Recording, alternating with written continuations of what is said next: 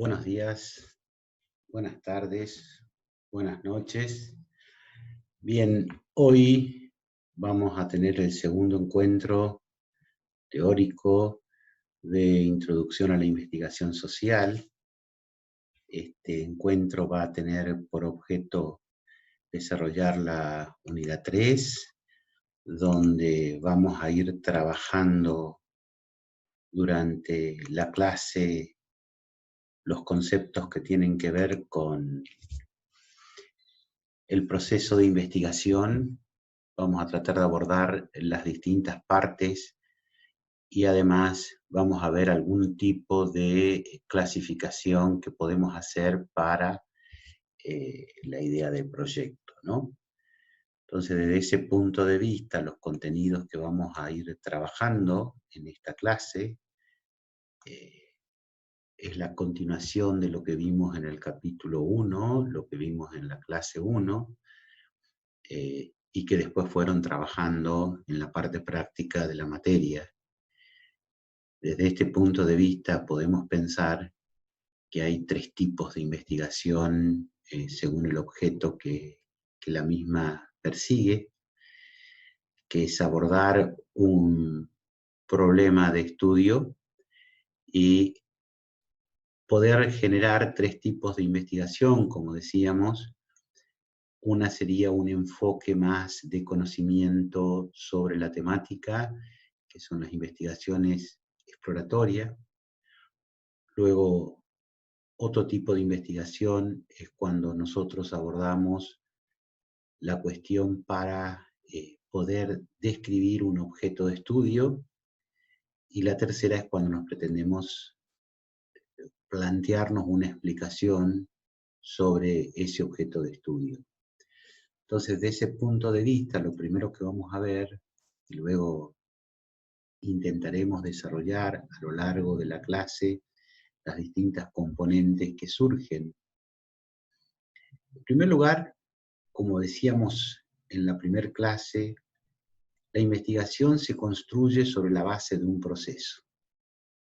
Ese proceso implica que la investigación se inicia con un diseño donde nos planteamos ciertas características. Luego hay una instancia de validación por los pares del Colegio Invisible para pasar a una tercera etapa que es la implementación del proyecto de investigación. Es decir, diseño, configuración como proyecto, desarrollo del proceso de investigación. Entonces vamos a empezar con todo lo que sea el diseño del proyecto de investigación para poder avanzar en la construcción de ese proceso de investigación a lo cual apuntamos. El proyecto de investigación es un documento en el cual se sistematizan los conocimientos de la fase de acercamiento al tema y la problemática de la investigación por realizar, ¿no? De una manera convencional, que es la forma en que se estructuran los procesos de investigación, comprende los componentes y tareas que se indicarán en cada uno de estos temas, ¿no? Lo primero que tenemos que hacer es plantearnos el problema de investigación. Este problema de investigación requiere de una construcción, de la elaboración de una respuesta que debe construirse a partir de la aplicación del proceso de investigación. Y esto significa que no puede ser un problema planteado con una respuesta que vaya a ser terminante o que vaya a ser única, sino que lo que nos debe dar es una complejidad tal que esa pregunta que nos hacemos como problema de investigación implique desarrollar un proceso de construcción de una suerte de exploración sobre el tema, una descripción sobre ese objeto o una explicación sobre el mismo, ¿no? Luego tendríamos que empezar a trabajar cuáles son los aspectos que estructuran esta red lógica de conceptos que vamos a usar para poder hablar del problema de investigación. Y esto se construye sobre la base del material teórico que hayamos recogido y lo vamos a seleccionar para poder establecer el marco conceptual de abordaje del problema. Este marco conceptual va a significar un posicionamiento del investigador ante todos los elementos teóricos que fue recogiendo. De hecho, como habíamos visto, dentro de las ciencias sociales existen un conjunto de paradigmas que dentro de una escuela están dando una orientación a cómo entender la realidad que se va a abordar. En consecuencia, el marco conceptual lo que significa es adscribirse a uno de estos paradigmas, empezar a seleccionar cuáles son las acepciones que le vamos a dar a las palabras que nos permitan a nosotros explorar, describir o explicar ese problema que estamos abordando.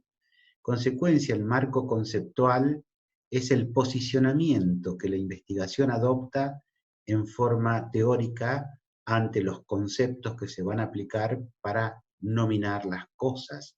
Es, de alguna manera, ir dándole nombre a aquellos elementos que nos van a permitir a nosotros abordar el problema de la investigación. A partir de esto, nos permite a nosotros definir las preguntas orientadoras y definir los objetivos de la investigación.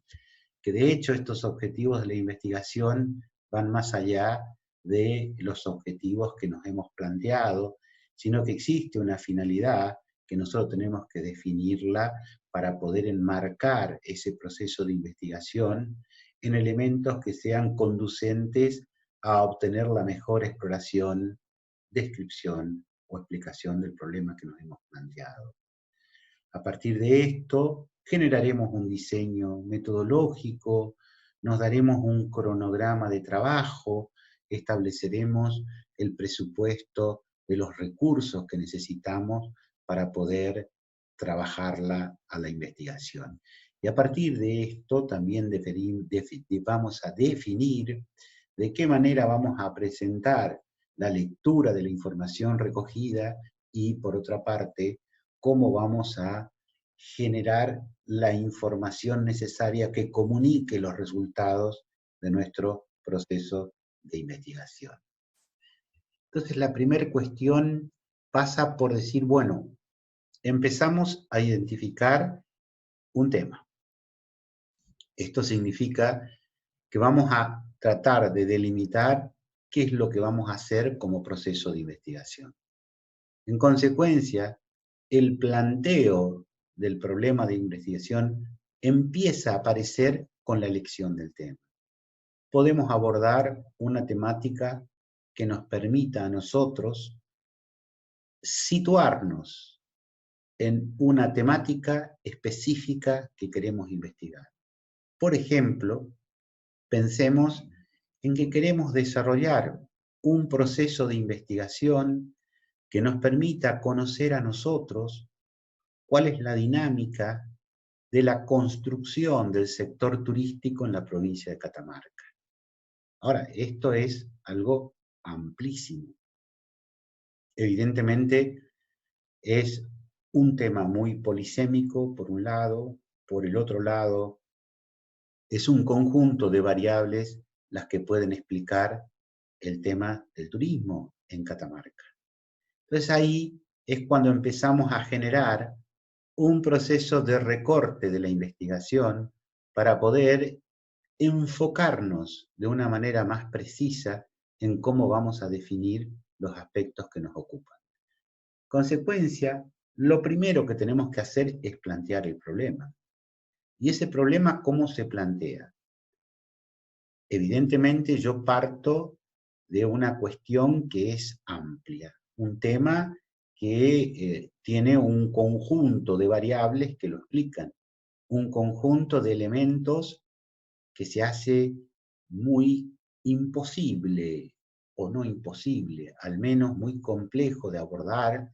En consecuencia empezamos a ver, bueno, a formularlos desde el punto de vista de cuáles son las componentes de ese tema. Supónganse por ejemplo, la demanda turística, la oferta turística, la infraestructura turística, la infraestructura general que apoya al turismo, la trama de relaciones entre los actores que participan del sector, los apoyos a la inversión, el manejo de los recursos humanos, la formación de los recursos humanos o el mercado de trabajo relacionado con la actividad turística. Es decir, que hay un conjunto de problemas que pueden explicar o que pueden describir o que pueden explorar la cuestión del turismo. Entonces, lo que tenemos que empezar es a plantearnos una suerte de embudo que nos lleve a un problema en particular. Supónganse, para estar dentro del ámbito académico, que vamos a trabajar, que nuestro problema es cómo se plantea la demanda de recursos humanos en el mercado de trabajo del sector. Entonces, nosotros tenemos que partir de una descripción general del sector, donde tomaremos los elementos que nos permitan poder configurar cuál es la dinámica del sector turismo, qué actores participan, cuáles son las demandas que se registran, etcétera, etcétera. Es decir, esta suerte de presentación del tema significaría poder describir someramente, sintéticamente, lo que significa el sector. ¿Qué vamos a entender como sector turismo? A partir de ahí, una de las problemáticas que nos pueden ocupar, como decíamos, es los recursos humanos existentes en el sector. Consecuencia, nosotros vamos a ir orientando nuestra descripción hacia las características de los recursos humanos que participan del sector turismo. ¿Y el problema cuál sería? Ahí es donde empezamos a focalizarnos, a recortar este planteo del problema. En consecuencia, vamos a ir achicando nuestra forma de ver al sector y nos vamos a ir enfocando en la temática de los recursos humanos del sector. A partir de esto, empezamos a formular el problema y hacernos preguntas. La primera de las preguntas que podemos hacernos es, ¿cuáles son las competencias laborales que está hoy demandando el sector turístico? ¿Cuáles son los niveles de calidad que se exigen para ser un trabajador en el sector? La otra cuestión es decir, bueno, ¿cuáles son los rubros sobre los cuales se plantea el trabajo en el sector? Gastronomía, hotelería, servicios turísticos o alguna cuestión como la política pública para el sector y dentro de los servicios, guías de turismo, conductores de grupo, agencias de viaje, etcétera, etcétera. Es decir, hay una amplitud de rubros que participan del sector. Entonces nosotros lo que podemos hacer es empezar a delimitar el proceso de investigación nuestro. Consecuencia, podemos decir que nuestra orientación del problema sería cuáles son las competencias requeridas para los servicios turísticos. Y ya lo estamos acotando. Pero aún sigue siendo importante. Entonces yo puedo pensar que los servicios turísticos, los que atienden específicamente al sector turismo, y no tienen otros públicos a los cuales atender, serían las agencias de viajes, lo que podrían ser los guías de turismo, lo que podrían ser los que conducen los grupos de turistas sin ser guías de turismo, sino aquellos que van facilitando el tránsito del turista por los lugares elegidos, los que participan en la formulación de políticas públicas para el turismo los que tienden a ser organismos de contralor y supervisión de la actividad turística. Es decir, que estas preguntas que nos vamos a hacer van a ir configurando el problema que pretendemos abordar. Como problema general, ya lo tenemos, que es qué tipo de recursos humanos demanda el sector turismo para una oferta de calidad, por ejemplo, ¿no? Entonces, a partir de ahí, lo que voy a hacer es tratar de explicar el problema que voy a abordar. Esa descripción puede darse de dos maneras. La primera es hacer una pregunta general sobre el problema que voy a abordar. General en el sentido de que va a explicar el problema con su formulación. Por ejemplo, la calidad de la demanda de recursos humanos en el sector turismo de la provincia de Catamarca. O, precisar aún más, la demanda de recursos humanos para el sector de servicios turísticos en la provincia de Catamarca. En consecuencia, lo que esto me va a indicar es que a partir de esta delimitación del tema y la explicación que he hecho, cómo fui acercándome a plantear el problema, puede interesarme, por ejemplo, cómo genero competencias educativas a partir de la demanda de las competencias laborales. Y a partir de ahí es cuál sería el proceso de formación, qué tipo de ofertas educativas deberíamos ofrecerle a la población y cuáles serían las modalidades apropiadas para poder generar esta oferta de formación. Como ven aquí hay ya varias preguntas, entonces, de esa pregunta general que me planteó nuestro problema, que vamos a denominarla objeto de estudio, yo voy a desprender un conjunto de preguntas orientadoras que operarían como una suerte de secuencia de cómo llegar a la solución que estamos buscando. Otra forma es una descripción analítica, no necesito hacer una pregunta general, sino que lo que puedo hacer es explicar el problema que tengo y cómo, perdón, lo puedo abordar. Esto significa que mi planteo y formulación del problema es una descripción analítica de lo que voy a hacer. Sí, luego lo voy a secuenciar a partir de un conjunto de preguntas orientadoras que me permiten a mí secuenciar el proceso de investigación. Una vez que tengo este paso resuelto, paso a la formulación de los objetivos de la investigación. Voy a tener un solo objetivo general, que es el que se relaciona directamente a mi objeto de estudio, a mi problema planteado. Ya sea a través de una pregunta o a través de una descripción, el objetivo general va a reflejar aquello que estamos buscando como problema de investigación, como objeto de estudio.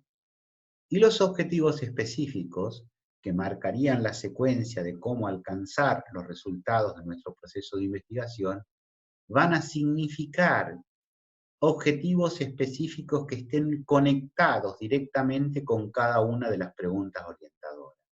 En consecuencia, desde ese punto de vista, la formulación de objetivos es algo muy sencillo de realizar a partir de que hayamos terminado nuestro paso anterior, que es el planteamiento y la formulación del problema. ¿Por qué es sencillo? Y porque yo ya tengo las herramientas necesarias en el planteamiento y formulación del problema para la formulación del objetivo general y los objetivos específicos. Consecuencia, una vez que tengamos esta cuestión, vamos a pasar al siguiente paso, que es o formulamos hipótesis o formulamos anticipaciones de sentido. Entonces aquí aparece una primera cuestión que después lo vamos a explicar más en extenso, que es cuando yo tengo una lógica de investigación cuantitativa o cuando tengo una lógica de investigación cualitativa. Veíamos que había un enfoque positivista y un enfoque empirista dentro de la investigación. Las hipótesis responden a una lógica más cuantitativa, es aquello que de alguna manera expresa lo que pensamos nosotros que se va a encontrar a partir del proceso de investigación. En ciencias sociales, generalmente las investigaciones son más cualitativas, aunque no se descarta, obviamente, que podemos darle un enfoque cuantitativo a la investigación. Cuando la lógica es cualitativa, estamos hablando de una temporalidad y un espacio definido, decíamos, en la clase anterior de la unidad 1. Consecuencia, las anticipaciones de sentido van a expresar aquello que nosotros pensamos que podemos encontrar, pero desde la lógica cualitativa, con lo cual es un escenario más subjetivo, más incierto de aquello que vamos a encontrar, sabiendo de que ese tipo de respuesta va a estar anclada a un momento en particular y a un espacio en particular. A todo este tema que le estamos dando una entidad, la elección del tema, planteamiento y formulación del problema, formulación de objetivos, las anticipaciones de sentido o las hipótesis, configuran lo que se llama la dimensión epistémica de la investigación. Es decir, de alguna manera es una suerte de encuadre conceptual que nos permite a nosotros definirla epistemológicamente a la investigación, es decir, lo que se conoce en cómo hacer las cosas en esta lógica que tiene que ver con la inscripción en un paradigma determinado que responde a modalidades particulares con una red lógica de conceptos propia de ese paradigma y que no son propias de otros. Consecuencia, a esta dimensión epistémica del proceso de investigación la vamos a considerar como la base sobre la cual se asientan las siguientes etapas o dimensiones de la investigación. Como decíamos en la clase anterior, hay tres dimensiones: la dimensión epistémica, la dimensión estratégica o metodológica y la dimensión comunicacional o de construcción de los resultados de la investigación. Entonces, existe para esto un conjunto de denominaciones según qué autor estén consultando. Para esta cátedra y a la literatura que le estamos poniendo a disposición, que de ninguna manera significa que no puedan consultar otros autores, nosotros lo vamos a tomar desde este lugar, es decir, de la existencia de tres dimensiones para poder establecer el proceso de investigación. En segundo lugar, vamos a empezar a ver la segunda de las dimensiones que hablábamos, o sea, el diseño de la metodología de la investigación, o lo que se llama la dimensión estratégica. En consecuencia, ¿por qué llamamos dimensión estratégica? En primer lugar, porque es la que va a definir la estrategia que se utilizará para cumplir con los objetivos de la investigación. Y son decisiones, procedimientos y técnicas que cumplen funciones particulares.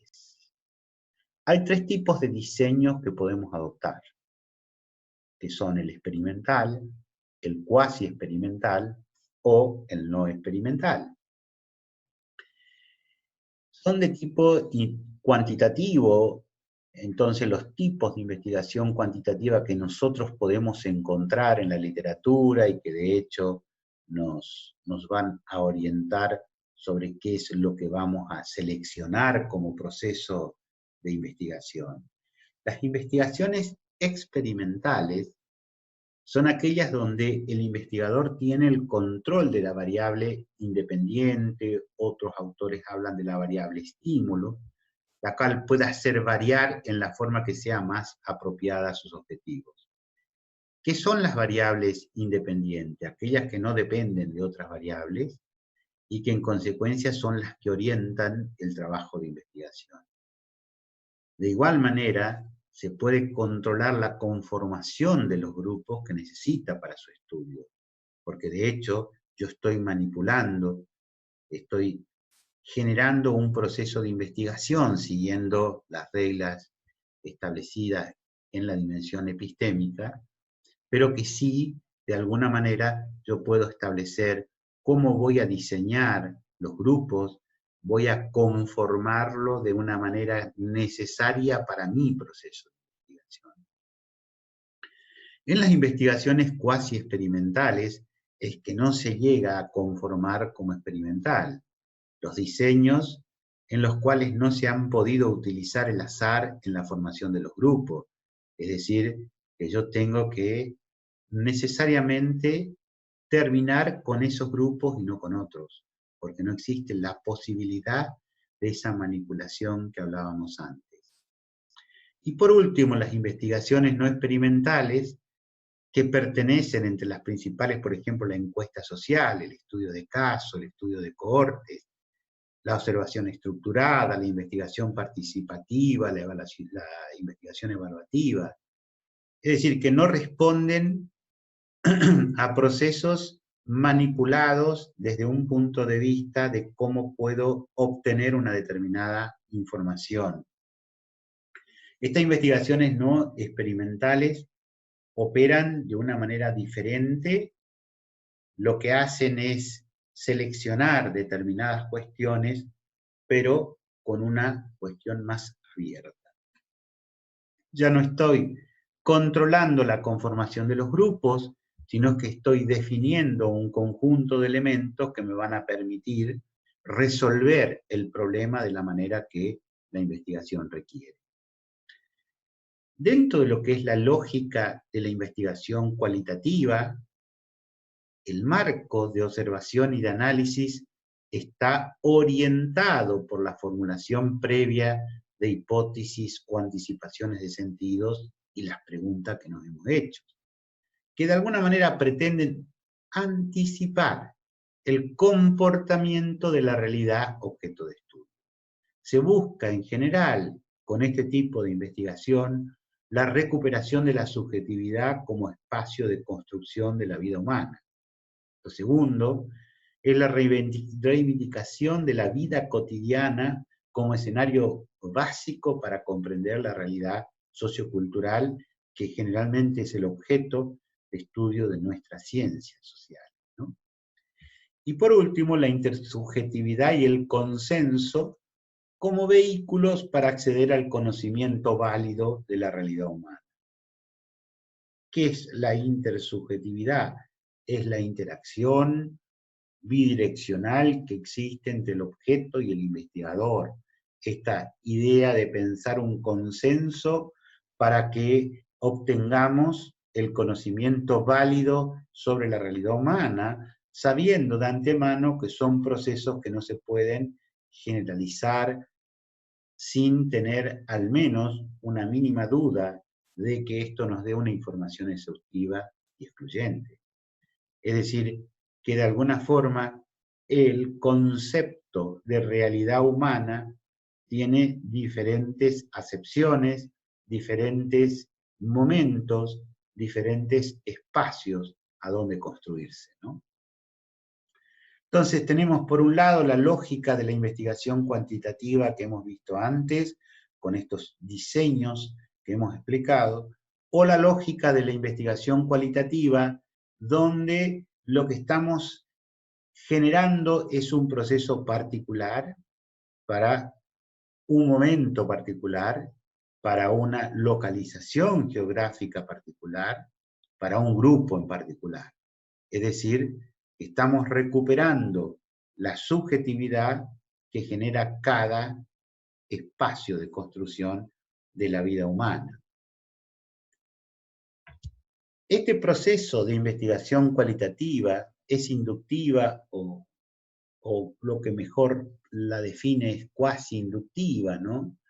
Su ruta metodológica se relaciona más con el descubrimiento y el hallazgo que con la comprobación o la verificación. Esto tiene que ver con lo que veníamos viendo antes, ¿no? Esta idea de que la explicación, la descripción o la exploración sobre algunas cuestiones que tienen que ver con lo humano, con lo social, de alguna forma es un descubrimiento, un hallazgo que se va a dar para todas estas condiciones que veíamos. Esa temporalidad, esa ubicación geográfica, esa definición del grupo humano sobre el cual se está trabajando.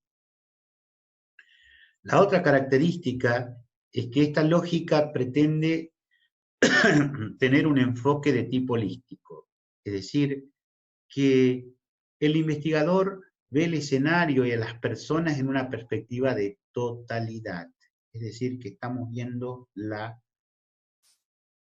cuestión en forma integral, con todos los aspectos que tengan que ver.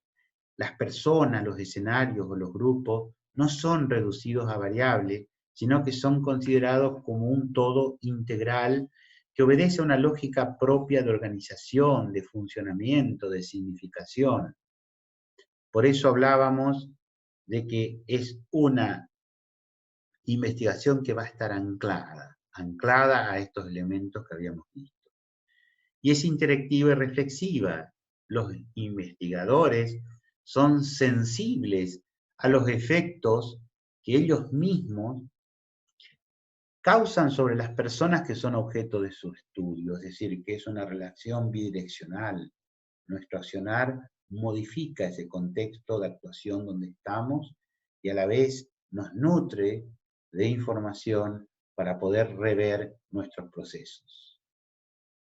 Es decir, que en este sentido no hay una relación unívoca, sino que es biunívoca. En relación con esta decisión que hemos adoptado en nuestra primera parte de la dimensión estratégica, nosotros como investigadores vamos a especificar las siguientes componentes y tareas, ¿ya? En primer lugar, vamos a definir cuál es la población en la cual se realizará el estudio. Esto es decir, cuál sería el universo de nuestro estudio. Sería cuáles son aquellos elementos que vamos a proponer como unidades de observación. Es decir, la unidad de observación es aquella que cumple con los requisitos para ser parte de nuestra investigación. En nuestro caso, vamos a tener que definir cuáles son los actores que participan de nuestro escenario, y serán aquellos empleadores del sector turismo, serán aquellos que tienen ofertas de formación en el sector turismo, y los propios sujetos que trabajan en el sector turismo. Entonces, eso va a ir definiendo o configurando un universo. Ahora, ese universo puede ser grande, muy grande, o escaparse a los alcances que mi investigación puede afrontar en el proceso de investigación. En consecuencia, lo que voy a definir es un recorte de ese universo donde voy a tratar de delimitar la cantidad de unidades de observación que sean posibles de ser indagadas en nuestra investigación. Consecuencia, hay diferentes tipos de muestra y tamaños. Y esto es lo que tendríamos que hacer en la segunda parte de nuestra definición o tareas que estoy abordando dentro de la dimensión estratégica. Luego tendré una descripción de los instrumentos que se utilizarán en la recolección de la información, definir los tipos de cuestionarios, los tipos de observaciones que pueda hacer, las escalas para la medición, etcétera, etcétera. Y luego definir un plan general para la recolección de información o lo que se denomina como trabajo de campo en el proceso de investigación. Con estos elementos, entonces, pasamos a la tercera dimensión, que es la dimensión comunicacional o la dimensión analítica o la dimensión de los resultados. Y para eso tenemos que ver cuáles van a ser los procedimientos que vamos a tener para el procesamiento de la información. Esto tiene que estar claramente definido porque esto va a ser definitorio para poder establecer la aprobación del diseño en un proyecto. Es decir, que si nosotros no tenemos metodológicamente el aval para poder continuar el proceso de investigación, nuestro diseño se cae, no se llega a conformar como proyecto. La primera cuestión es la codificación de la información, explicar qué técnicas se emplearán en el análisis de los datos. Para el análisis descriptivo serán tablas de frecuencia, medidas de tendencia central, de variabilidad, de representaciones gráficas, etc. Es decir, hay un análisis descriptivo que es muy simple, ahora vamos a ver diferentes métodos para poder hacerlo, y para el análisis relacional habrá tabulaciones cruzadas, asociación para variables nominales, ordinales, proporcionales, es decir, que podemos tener un conjunto de variables que hay que poder relacionar entre sí. En consecuencia, vamos a ir en esto abordando en las siguientes clases, en particular lo que son los momentos estratégicos y los momentos comunicacionales.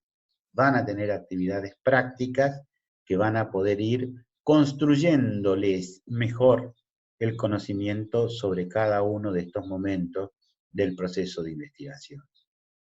Ahora bien, vamos a trabajar ahora la investigación aplicada a la ciencia económica, que es el campo donde ustedes se están formando, como contadores, como administradores o como economistas también.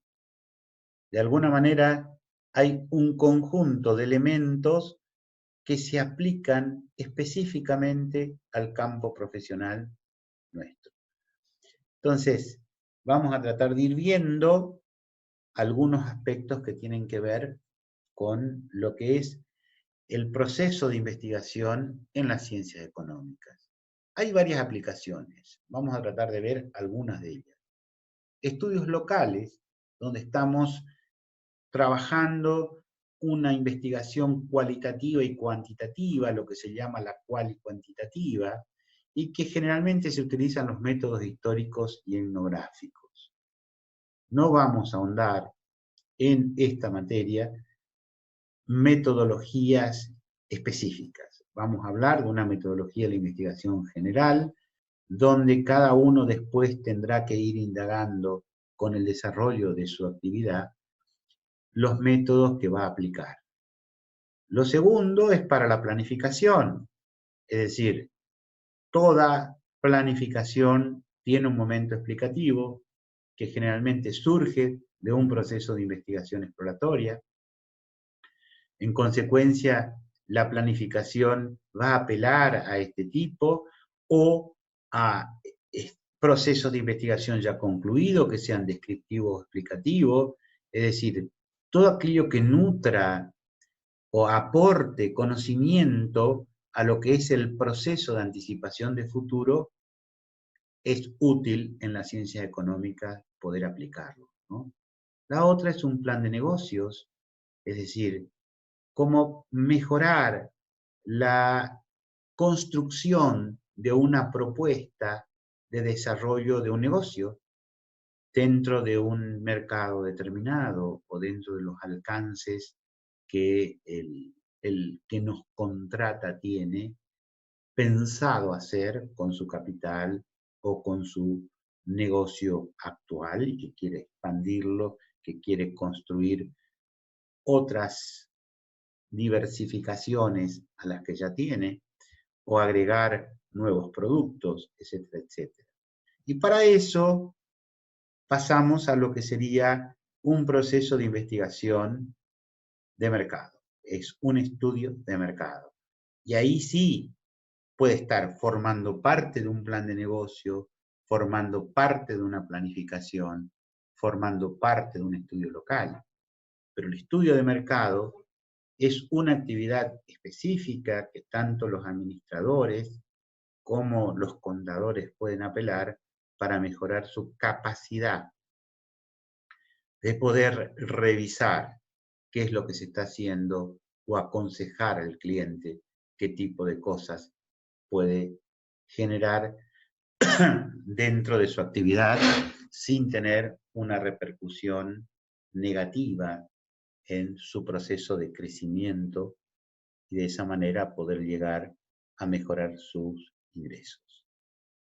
La otra son evaluaciones de resultados, es decir, cómo se evalúa en forma pre, durante o post, es decir, lo que es anterior al proceso que estoy tratando de ejecutar, durante el proceso y después del proceso para evaluar qué tipo de impacto se tuvo, ¿no? La evaluación de políticas públicas es otro de los elementos que son investigaciones que se realizan en el ámbito de las ciencias económicas. Informes específicos de sectores, son evaluaciones de tipo parcial, de actividad social, económica o política. Medir el grado de aprobación de una medida, ver cuál es el beneficio económico que puede tener para un sector una actividad, para determinadas actividades sociales, qué es lo que puede estar sucediendo, ¿no?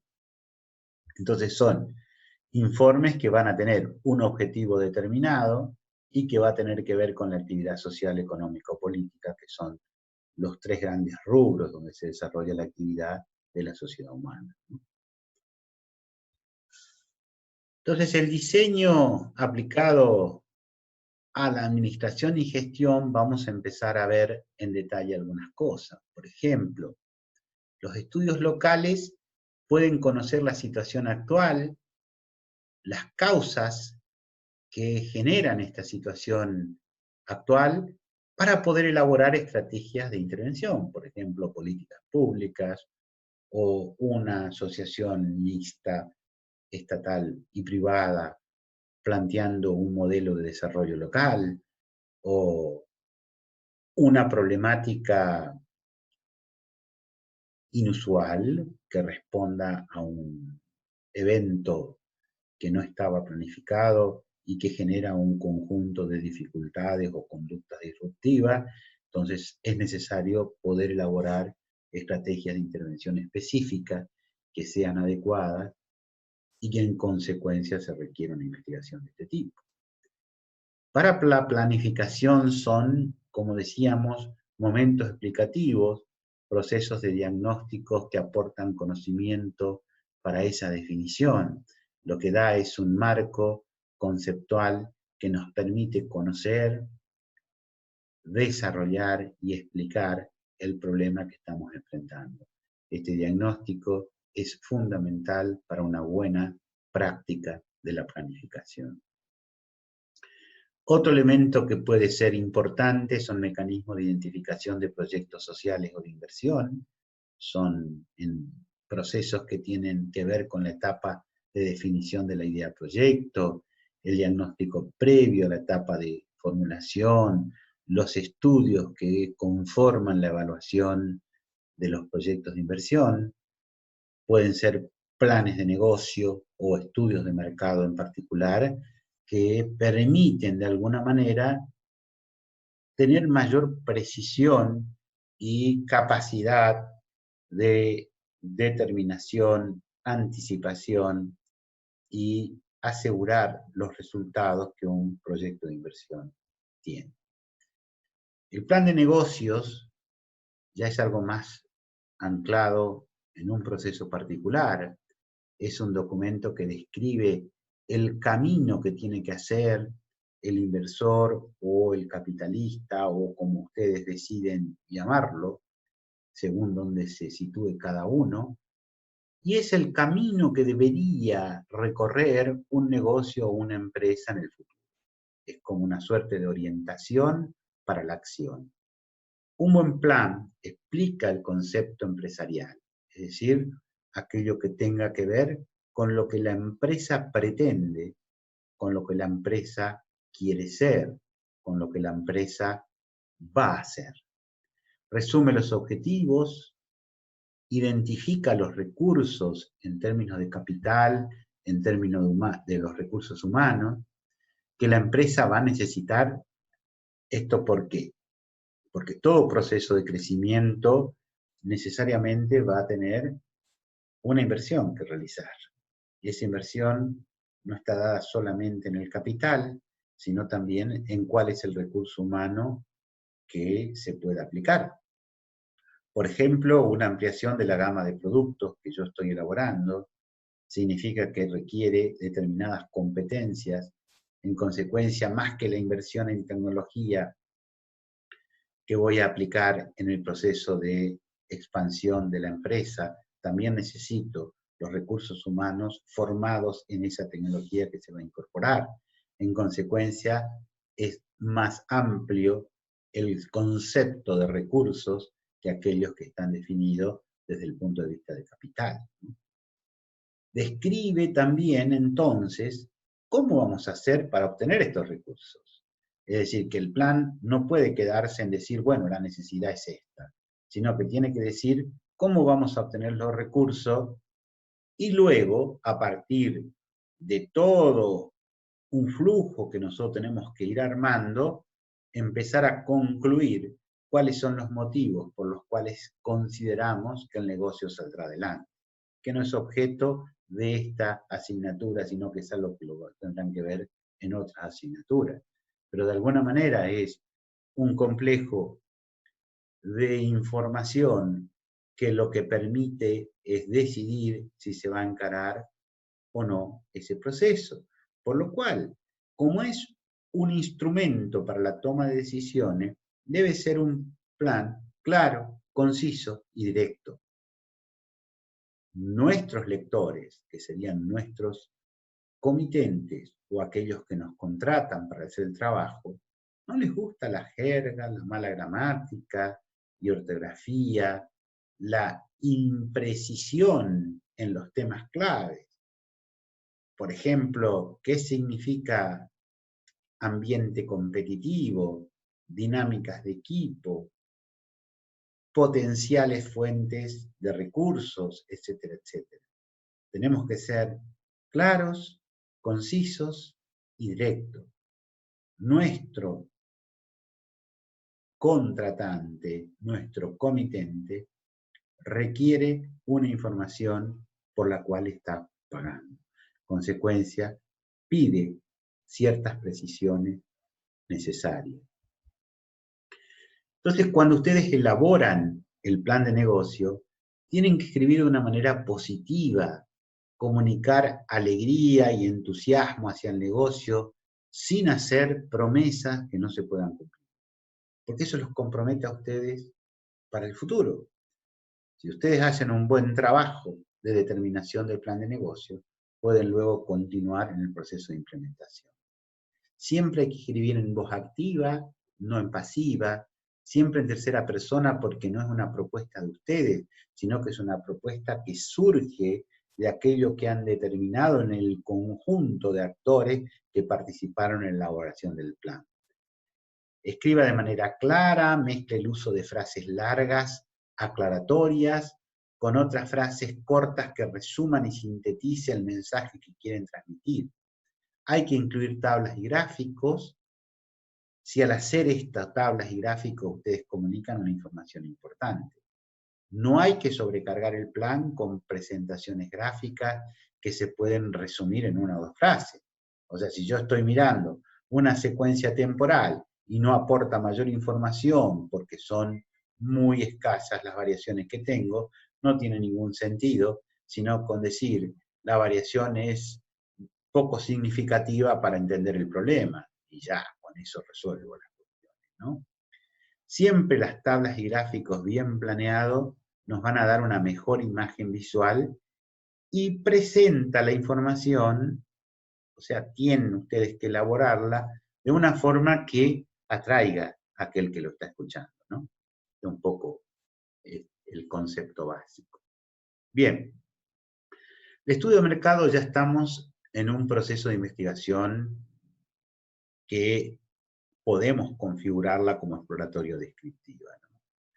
El estudio de mercado es un proceso de investigación y como tal tiene que cumplir con todos los requisitos de la formalización que tiene que tener. El propósito básico es ayudar a reducir la incertidumbre en la toma de decisiones. Consecuencia, estamos nosotros obligados a que nuestra información no genere más incertidumbre. En consecuencia, tiene que ser clara, precisa y contundente, porque tiene que ser una herramienta que identifique la demanda futura del mercado. El método no incluye solo la medición de las necesidades y deseos del consumidor para proyectar la demanda, sino también los elementos que permiten identificar el medio en el cual la empresa desea desarrollar su proyecto. La metodología para realizar una investigación de mercado consta de 5 pasos. El primero es la formulación del problema, que consiste en la definición de los objetivos o las preguntas de investigación. En este caso, nuestro problema es el desconocimiento de la demanda de mercado del bien o servicio evaluado en el proyecto. Es decir, el primer paso es saber qué es lo que vamos a buscar. Y aquí hay una actividad que tienen que precisar, es decir, ¿qué van a estudiar? Niveles de consumo a partir de segmentos de precios que están dispuestos a pagar los consumidores, el tipo de calidad del producto demandado, los segmentos de mercado que tienen mayor capacidad de consumo, los tipos de packaging, o sea, de tipos de formas de presentación del producto o modelos de distribución o de comercialización que el producto requiere. Es decir, tiene que tener una especificidad que les permita a ustedes profundizar en el problema que quieren indagar. Este proceso de determinación del problema también tiene que involucrar el grado de precisión que se desea alcanzar en la proyección del patrón de comportamiento que hace que los consumidores demanden un determinado producto. Cuanto más clara va a ser la información que voy a proveer con el estudio de mercado, más incertidumbre estoy reduciendo en aquel que toma la decisión. En consecuencia, debe identificar el grado de precisión para saber a qué se expone el que tiene que tomar la decisión. Una vez que se resuelve qué investigar, lo que tenemos que hacer es evaluar si el valor y el costo de la investigación tiene un sentido para poder llevarla adelante. Si mi beneficio a partir del estudio de mercado es de 100.000 y la investigación me sale 200.000, no me está conviniendo hacer el estudio de mercado. Entonces, lo que tenemos que ver es otras metodologías que abaraten el costo de la investigación y poder ser útil. Entonces, lo que tiene que hacer es minimizar el error total de la investigación. Las características, obviamente, del problema que necesitamos resolver van a determinar el diseño de investigación a utilizar. Es decir, que lo que antes decíamos como objeto de nuestra investigación o problema de la investigación son los que nos van a decir cuál es el diseño más adecuado o no para poder llevar adelante el proceso de investigación. Una vez que tenemos resuelto esto, pasamos al paso 2, que es diseñar la investigación. Esto es un plan de acción que va a guiar la recolección y análisis de datos para asegurarse que la investigación sea adecuada al proyecto y que se utilicen los procedimientos más económicos y eficientes. acá es central este concepto de económicos y eficientes para los procedimientos, dado que es lo que permite abaratar los costos de la investigación. Decíamos que había 3 tipos de diseños para estos estudios: lo que es la investigación exploratoria, el mayor énfasis está en descubrir ideas, hipótesis o explicaciones sobre un problema, y se diseña para incrementar el entendimiento de una situación o problema, clarificar los asuntos que no están resueltos, que deben investigarse a fondo, explorar motivaciones, actitudes e intenciones de los consumidores y filtrar posibles cursos de acción, ¿no? Los principales métodos y las fuentes de datos que se utilizan son análisis de datos secundarios, encuestas de experiencia, análisis de casos, focus group, entrevistas en profundidad, técnicas proyectivas. Todos estos elementos, posteriormente en la clase práctica, los van a desarrollar con ejemplos. Es más, los trabajos prácticos que van a tener que hacer obedecen a poder desarrollar cada una de estas herramientas que se les presenta. La investigación descriptiva lo que busca es determinar la frecuencia con que un comportamiento ocurre o la relación entre 2 variables. Normalmente una investigación descriptiva se orienta por una o más hipótesis o anticipaciones de sentido. Generalmente lo que se hace es un enfoque cuantitativo, ¿no?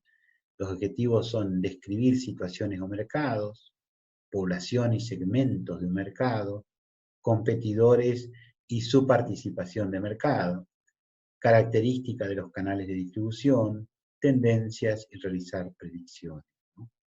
En este caso de las investigaciones descriptivas, los principales métodos y fuentes de datos utilizables son los estudios con datos secundarios, entrevistas o encuestas con expertos, paneles de consumidores, encuestas a consumidores, etcétera, etcétera. Es decir, toda aquella herramienta que sea válida para poder describir.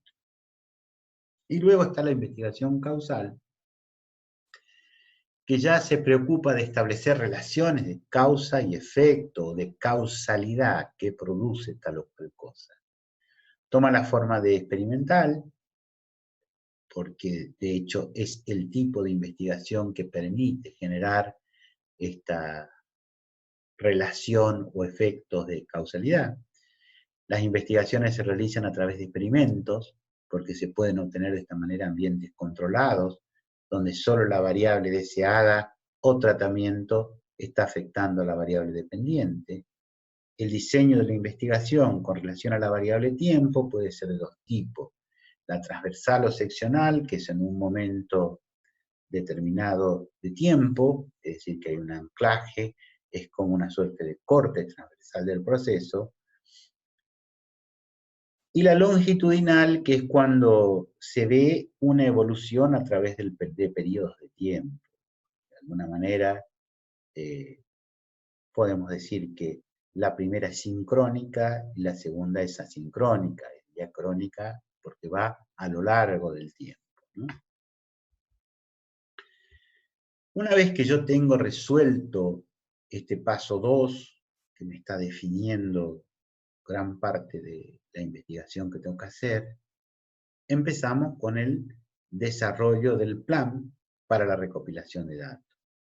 Entonces, una vez que yo tengo los objetivos, tengo que desarrollar el plan para recoger la información.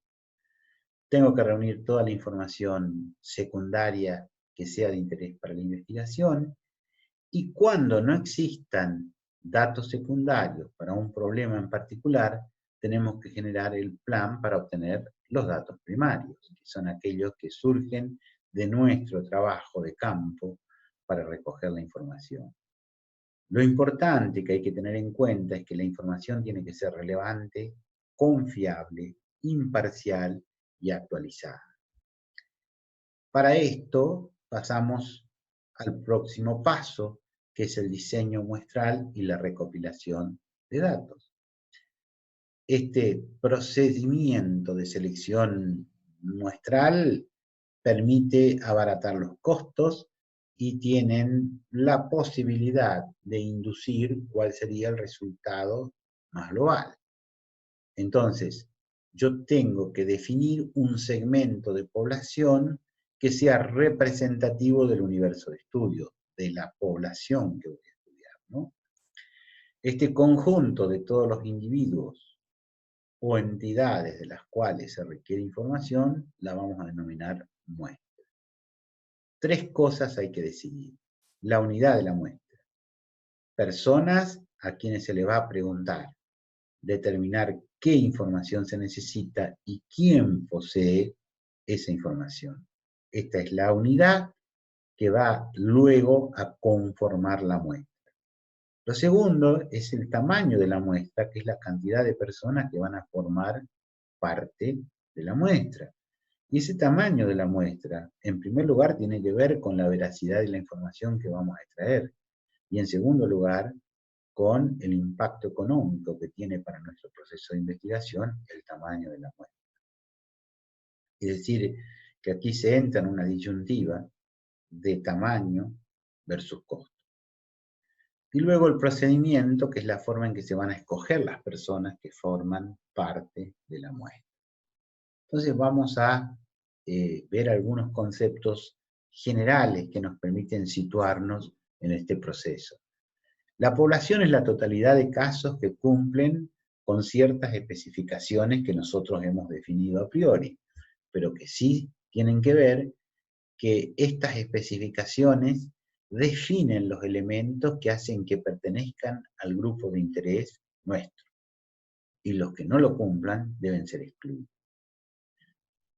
Censo vamos a denominar a aquella recolección de datos que recopila de todos los miembros de la población de interés. Es decir, que todo aquel sujeto que cumpla con las condiciones de ser observado, de ser unidad de observación, va a ser entrevistado, encuestado o va a tener una información que otorgarnos a nosotros para poder realizar la investigación. El censo es tomar el universo de estudio completo. El muestreo, como ya habíamos visto, es recopilar información de una porción de la población, tomando una muestra de elementos de un grupo mayor y sobre la base de la información recopilado del subconjunto, inferir algo sobre el grupo mayor o población. ¿Qué significa esto? Que mi muestra tiene que ser lo suficientemente significativa para que me esté hablando del universo. Es decir, que yo tengo que hacer una inferencia que me permita explicar el comportamiento del conjunto. Por eso, lo que tenemos que tener en claro es que si la muestra no es significativa, no nos sirve para el proceso de investigación. Las muestras pueden ser probabilísticas o no probabilísticas. Las muestras no probabilísticas pueden ser de conveniencia. Los elementos muestrales son seleccionados porque son más accesibles o porque están ahí cuando la información está siendo recopilada. Intercepción en centros comerciales, muestras de estudiantes, familiares, amigos, entre otras. Las intencionales teóricas son aquellas que sirven al propósito de la investigación o que son representativos de la población de interés. Es decir, nosotros definimos intencionalmente y en forma teórica que necesitamos que formen parte de la muestra. Son seleccionados basándonos en el juicio de un experto que estima la contribución que pueden tener dichos elementos para el estudio. Una muestra de consumidores claves o representativos para un focus group, una muestra de analistas de la industria para ver futuras tendencias, etc. Es decir, que es algo que se basa en el conocimiento que la persona posee. Otro muestreo es el estadístico de cuotas, que es cuando por medio de la estadística tratamos de establecer la significatividad de la muestra. La muestra, para que sea representativa tiene que cumplir con ciertos elementos que nos definen las muestras estadísticas, es decir, la estadística en general. Seleccionando elementos de tal forma que la proporción de elementos que posee una cierta característica es aproximadamente la misma que la proporción de elementos con la característica de la población. Es decir, son seleccionados sobre la base de cuotas prefijadas, elegidas a través de un método no aleatorio. Cumplen cierto requisito que tenemos que aceptar, acatar y llevar adelante. Son cuotas que pueden estar dadas por segmento de ingresos, por ubicación geográfica, por segmento etario, etcétera, etcétera. Es decir, que este muestreo tiene que cumplir condiciones específicas que se definen teóricamente. Los procedimientos para construir una muestra tienen las siguientes características en las no probabilísticas. Cada elemento del marco muestral no tiene una probabilidad distinta de 0, sino que cualquier otra de ser seleccionada. La precisión estadística no puede ser calculada, puede ser usada en una investigación exploratoria o cuando los valores de la población no van a ser estimados. Esos son procedimientos no probabilísticos para las muestras. Las muestras probabilísticas son las aleatorias simples, que en cada elemento poblacional posee la siguiente característica. Todas las muestras posibles de un tamaño n tienen la misma probabilidad de ser seleccionadas. Es decir, que cualquiera de los sujetos puede ser seleccionado. Todos los sujetos tienen entonces la misma probabilidad de ser seleccionados. N sobre n, donde n es el tamaño de la muestra y el n mayúscula es el tamaño del marco muestral. El procedimiento consiste en asignar a un número de 1 a n a todos los elementos del marco muestral y seleccionar aleatoriamente.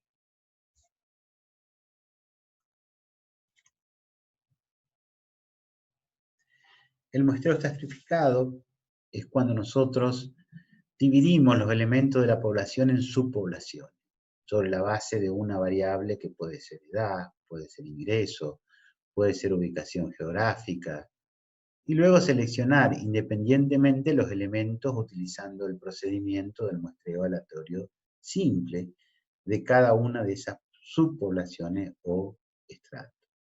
Otro muestreo puede ser por conglomerado, consiste en dividir en subconjuntos o estratos mutuamente excluyentes y exhaustivos de la población principal, ¿no? Es decir, si yo trato de ver un segmento que es la población adolescente, otro segmento que es la población joven, otro serían los adultos, otro serían los adultos mayores, otro sería, por ejemplo, una estratificación de la adultez, en adultos jóvenes, en adultos maduros, es decir, lo que hace el muestreo por conglomerado es dividir subconjuntos de ese total. El paso 5, quizás uno de los más importantes del estudio de mercado, es la preparación del informe. Generalmente el informe de una investigación de mercado debe incluir un resumen ejecutivo, cuál fue el objetivo que se buscó con la investigación, qué tipo de metodología, diseño, método, medio de administración, tipo de muestra, equipo de terreno, supervisión. Los procesos de lectura con el análisis de resultados, las conclusiones y recomendaciones. Creo que en esto hay que ser muy preciso. El resumen ejecutivo es lo que posibilita la lectura posterior. Si ese resumen ejecutivo no está adecuadamente preparado, el lector se escapa. Con esto entonces hemos trabajado todo lo que es el proceso de investigación. Vamos ahora a continuar profundizando en las clases prácticas y van a tener las instancias de consultas necesarias a partir del chat que hemos habilitado para los días específicos. Particularmente, yo quedo a disposición para cualquier consulta que quieran hacer. Tienen mi correo electrónico, tienen las formas de WhatsApp que ya les hemos dejado. En consecuencia, les deseo buen trabajo, cuídense, quedémonos en casa, no estamos de vacaciones. Nos vemos.